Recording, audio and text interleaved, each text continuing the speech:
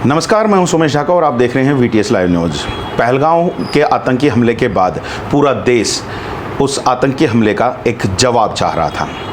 वो जवाब जो है वो अब भारत सरकार के द्वारा पुख्ता तरीके से दिया गया है। भारत सरकार के द्वारा ऑपरेशन सिंदूर चलाया गया, जिसमें 9 अलग अलग ठिकानों के ऊपर भारत ने मिसाइल से हमला किया है। पाकिस्तान में मौजूद पीओके में मौजूद आतंकी ठिकानों को नेस्तनाबूद करने की बात कहीं ना कहीं सामने निकल के आई है। साथ ही साथ केंद्र सरकार कहीं ना कहीं कोई बड़ा प्लान भी बनाती हुई दिखाई दे रही है।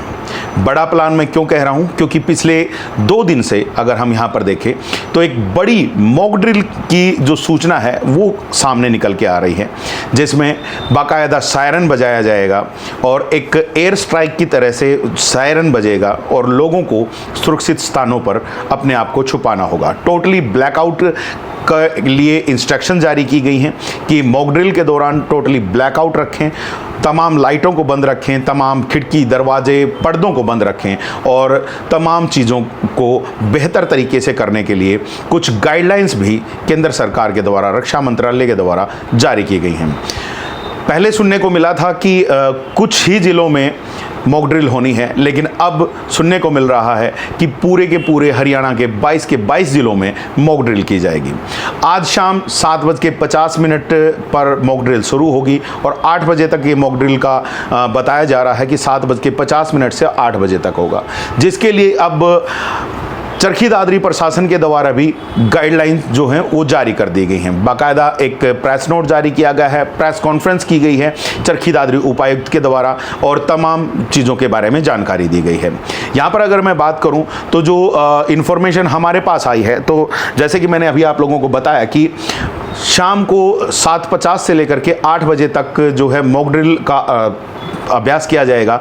उसके दौरान में जैसे कि पहले बताया कि तमाम खिड़की दरवाज़ों को, पर्दों को, लाइटों को, तमाम चीज़ों को बंद करके रखना है। इमरजेंसी के लिए किट्स जो हैं वो तैयार करनी है। अगर हम यहाँ पर बात करें कि इमरजेंसी के लिए किन किट्स की तैयारी करनी है, तो उसके लिए अब जानकारी दी जा रही है कि जो ज़रूरी सामान है, खाने पीने की वस्तुएँ हैं, उसके लिए एक इमरजेंसी किट हमेशा तैयार रहनी चाहिए। दवाइयाँ जो बेसिकली ज़रूरत पड़ती है, उन दवाइयों की भी एक बेसिक किट पूरी तैयार होनी चाहिए। अगर मैं आप लोगों को बताऊं जिस प्रकार से हमारे पास जो एक प्रेस नोट के माध्यम से जो सूचना पहुंची है, तो मैं अगर उसके बारे में अगर आप लोगों को बताऊं तो बुनियादी सामान के बारे में यहाँ पर बात की जा रही है कि जिसको लेकर के आपातकालीन स्थिति में उसकी आपूर्ति कम ना हो, तो उसके लिए जो तमाम व्यवस्थाएं हैं वो तमाम नागरिक जो हैं वो अपने अपने घरों में करके रखें। साथ ही साथ ऐसी टॉर्चेस का इस्तेमाल करें जो या तो सोलर से चलती हों या किसी दूसरे माध्यम से चलती हों, क्योंकि ब्लैकआउट के दौरान में तमाम जो चीज़ें हैं, जितनी भी इलेक्ट्रिक सप्लाई है उसको बंद कर दिया जाएगा। और जो टॉर्च भी अगर आप इस्तेमाल करेंगे तो उसको भी इस प्रकार से इस्तेमाल करना है ताकि उसकी रोशनी जो है वो आपके उस एरिया से, घर से बाहर ना जाए, आपके कमरे से बाहर दिखाई ना दे। खिड़कियों पर मोटे पर्दे लगाने की यहाँ पर बात की गई है। तो साथ ही साथ अगर कोई स्कूल में अगर कोई बच्चा है तो स्कूल में उसको अपने सिर को कहीं ना कहीं ढक करके किसी न किसी लकड़ी के सामान के नीचे या किसी मजबूत स्ट्रक्चर के नीचे उसको जाना होगा, ताकि इन केस अगर कोई एयर स्ट्राइक होती है और कोई दुर्घटना होती है तो उस केस में बच्चों की जान बचाई जा सके। अगर ऑफिसेज की बात करें तो वहाँ पर भी कुछ ऐसी ही जो सूचनाएं उनके लिए भी जारी की गई हैं। और घरों के लिए अगर हम बात करें तो घरों में जहाँ पर भी आप अपने आप को अंदर रख सकते हैं वो रखिएगा। अपने घरों की जो लाइटें हैं उनको बंद करके रखिएगा। यहाँ पर चरखी दादरी प्रशासन के द्वारा पुलिस, अग्निशमन और एम्बुलेंस के लिए जो स्पेशल नंबर्स हैं उनको भी यहाँ पर शेयर किया गया है, ताकि किसी भी इमरजेंसी की स्थिति में आप उनको कॉल कर सकें और कॉल करके तमाम चीज़ों की जानकारी दे सकें, सहायता प्राप्त कर सकें। साथ ही साथ अगर हम यहाँ पर बात करें कि जैसे ही जो मॉक ड्रिल शुरू होगी तो उसके बारे में भी बताया गया है कि किस प्रकार से जो शायरन की आवाज़ आएगी तो उसको किस प्रकार से आप पहचान सकते हैं, तो उसके बारे में भी पूरी जानकारी यहाँ पर दी गई है। लंबा अगर आपको शायरन सुनाई देता है, दैट मीन्स कि जो मॉक ड्रिल है वो शुरू हो रही है। और इन केस अगर एक्चुअल भी कोई इस तरह का हादसा होता है, कोई एयर स्ट्राइक होती है, तो उस केस में लंबी जो अगर शायरन की आपको आवाज़ सुनाई देती है तो आप अपने आप को सुरक्षित स्थानों पर लेकर के जाएं। जो ब्लैकआउट के लिए जो भी नियम कानून जो भी बनाए गए हैं वो आपको उसमें अपने पूरे करने होंगे। साथ ही साथ उसके बाद अगर बात करें तो एक छोटे सायरन की अगर आवाज़ अगर आती है तो दैट मीन्स कि जो बाहर का माहौल है वो ठीक हो चुका है, या फिर अगर आज की बात करें तो मॉक ड्रिल जो है उसके ख़त्म होने का वो एक संकेत होगा। तो इस दौरान में आप लोग इस चीज़ का ज़रूर ध्यान रखिएगा। और स्पेशली एक गाइडलाइन यहाँ पर जो मल्टी स्टोरी बिल्डिंग्स हैं उनके लिए भी दी गई है कि उस दौरान में जब ब्लैकआउट होता है तो उस दौरान में वहाँ की जो लिफ्ट हैं उनको भी इस्तेमाल नहीं करना है। लिफ्ट की जगह सीढ़ियों का इस्तेमाल करें ताकि इन इमरजेंसी आप लिफ्ट में ही ना फंस जाएं, तो उसके लिए भी आप लोगों को ध्यान रखना होगा। और इस दौरान में एक स्पेशल इंस्ट्रक्शन ये भी है कि अगर आप अपने घर में भी हैं तो आपके घर के दरवाजे खिड़कियों से या किसी भी कांच वगैरह के सामान से उससे आप दूर रहिएगा, क्योंकि इन केस अगर एक्चुअल स्ट्राइक होती है तो जो भी कांच है वो टूट करके आपको लग सकता है। तो अपनी सुरक्षा के लिए आप तमाम अपने व्यापक प्रबंध कीजिएगा। तो ये जो तमाम चीज़ें हैं ये चरखी दादरी प्रशासन के द्वारा अब चरखी दादरी वासियों के लिए सूचित की गई हैं। रक्षा मंत्रालय के द्वारा भी अगर हम यहाँ पर बात करें तो उनके द्वारा पहले से ही जो तमाम सूचनाएं हैं वो जारी कर दी गई थी, और तमाम सूचनाओं को जारी करने के बाद अब कहीं ना कहीं जो एक बड़ी स्तर पर मॉक ड्रिल होने की कहीं ना कहीं बात सामने निकल के आ रही है। और अगर हम यहाँ पर बात करें कि मॉक ड्रिल अगर होती है तो उसमें सबसे बड़ी जो चीज़ें हैं वो क्या देखी जा सकती है। पहलगाम हमले के बाद एक बड़ा कहीं ना कहीं बदला जो है वो आज ऑपरेशन सिंदूर के माध्यम से ले लिया गया है, लेकिन जैसे मॉक ड्रिल हो रही है तो बड़ी बात उसमें ये है कि कहीं ना कहीं एक और कुछ बड़ी योजना के ऊपर भारत सरकार काम कर रही है। रक्षा मंत्रालय शायद उसके ऊपर काम कर रहा है, सेना को कुछ शायद इंस्ट्रक्शन दिए गए होंगे, अभी उनके बारे में कुछ पता नहीं चला है, लेकिन इन केस कभी भी अगर कोई इस तरह की घटना होती है तो उसके लिए पहले से ही जनता को तैयार रहने के लिए यहाँ पर कहा गया है। अगर यहाँ पर हम देखें तो तमाम शायद व्यवस्थाओं को यहाँ पर दुरुस्त किया जा रहा है। शायद जैसे कि पहले भी कहा गया है देश के प्रधानमंत्री के द्वारा कि कड़ा जवाब दिया जाएगा पाकिस्तान के आतंकवादी हमलों को लेकर के। उनके द्वारा पहले ही कहा जा चुका है कि कड़ा जवाब दिया जाएगा, तो शायद ये उस कड़े जवाब की शुरुआत भर है। अब की बार शायद पाकिस्तान को बकसने का इरादा बिल्कुल भी नहीं है, उसको माफ़ करने का इरादा बिल्कुल भी नहीं है। तो पहले से ही तमाम तैयारियां की जा रही हैं, और तमाम तैयारियों की अगर हम देखें तो जैसे ही पहलगाम का अटैक हुआ था तो सबसे पहले जो जल समझौता था, सिंधु जल समझौता, उसको कैंसिल किया गया था। भारत में पाकिस्तानी उच्चायोग को बंद कराया गया था, उनको देश छोड़ने के लिए कहा गया था। साथ ही साथ पाकिस्तान के जो नागरिक भारत में वीज़ा पर आए हुए थे, जो रह रहे थे यहाँ पर, उनको भी तुरंत प्रभाव से वापस जाने के लिए कहा गया था। हालांकि अब पानी को कितने हद तक रोका गया इसके ऊपर एक क्वेश्चन मार्क जरूर लगा हुआ है, क्योंकि व्यवस्थाएं जो हैं उतनी प्रॉपर नहीं थी, लेकिन काफ़ी हद तक अगर हम देखें तो कुछ नदियों का जो जल का प्रवाह था उसको रोका गया था, जिसकी वजह से पाकिस्तान में भी की नदियों में जो जल का स्तर था वो नीचे जाता हुआ बताया गया था। लेकिन अब एक बड़ा ऑपरेशन सिंदूर उन तमाम महिलाओं के लिए, उन तमाम महिलाओं का वो बदला लेने के लिए जिनके पतियों को उनकी आंखों के सामने पहलगाम में गोलियां मार दी गई थी, उन तमाम 28 लोगों की एक न्याय देने के लिए ये एक बड़ा कदम जो है केंद्र सरकार के द्वारा उठाया गया है। भारतीय सेना ने बड़ा एक ये ऑपरेशन किया है और बताया गया है कि आतंकी ठिकानों को इसमें नेस्तनाबूद किया गया है। अब इसके बाद अब पूरे हरियाणा भर में मॉक ड्रिल भी की जा रही है। अगर हम मॉक ड्रिल की बात करें तो एयर रेड मॉक ड्रिल इसको कहा जा रहा है। सिविल डिफेंस के तौर पर इस मॉक ड्रिल को किया जाएगा, और इसमें तमाम जो तरीके हैं वो अभी लोगों को बताए गए। हालांकि अगर हम यहाँ पर बात करें तो 1971 की लड़ाई के बाद अब जाकर के ये इस तरह की मॉक ड्रिल शायद देखने को मिल रही है, जैसा कि हमें पता चला है।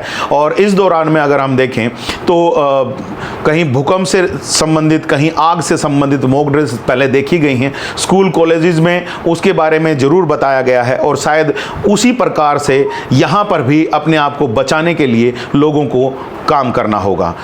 हालांकि युद्ध के लिए ऐसी कोई तैयारियां अभी जो है प्रशासन के द्वारा लोगों को नहीं दी गई हैं कि कहीं कोई बंकर्स का कोई इस्तेमाल किया जाएगा, बंकर्स कहाँ बनाए गए हैं उसके बारे में कुछ नहीं पता है। लेकिन उसके अलावा अभी जो एक तैयारियां जो हैं लोगों को बचाने के लिए वो मॉक ड्रिल के माध्यम से करने की शायद कोशिश भर दिखाई दे रही है। क्या आगे किया जाएगा केंद्र सरकार के द्वारा उसका तो अभी आइडिया हम भी नहीं बता सकते हैं, लेकिन कुछ बड़ा होने की उम्मीद कहीं ना कहीं है। आप भी सुनिए क्या कुछ जानकारियां जनता को दी गई हैं। जैसा कि आप सबको विदित है कि केंद्र सरकार और राज्य सरकार के निर्देशानुसार आज सभी जिलों में हरियाणा में मॉक ड्रिल का आयोजन किया जा रहा है। तो उसी प्रकार से चरखी दादरी में भी ये किया जाएगा। शाम को 4 बजे जो है हम मॉक ड्रिल की तैयारी करेंगे। इसमें सारे के सारे जिला प्रशासन से जो विभाग हैं जो इसमें अहम भूमिका निभाएंगे वो जुड़ेंगे, जिसमें डिजास्टर रिलीफ से फायर एंड इमरजेंसी सर्विसेज जैसे एम्बुलेंस, पुलिस विभाग, होम गार्ड, मेडिकल ऑफिसर्स की टीम वो सब इसमें शामिल होंगी।